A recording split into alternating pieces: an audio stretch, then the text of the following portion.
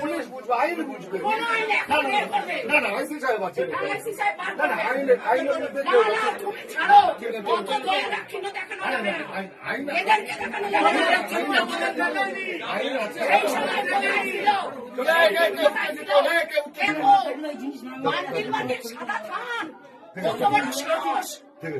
সাদা থান দেখেছে ও মেয়েদেরকে কি মনে করে?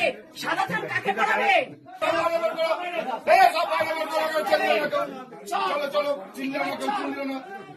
পুলিশ বসে আছে, পাবলিকের মার এবার